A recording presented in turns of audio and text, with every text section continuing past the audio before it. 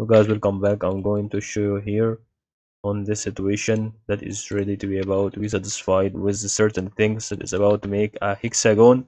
First of all, what you're gonna do is about to go to select the polygon tool, then start right here to go with this one. As you can see, set sides to something something that we about to set sides to 6.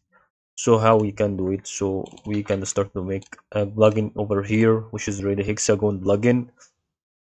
But actually we can start to see what kind of hexagon thing is really likes this one, and maybe we can start right now to have a certain pin that it can be helping you about that with this side of hexagon, I think.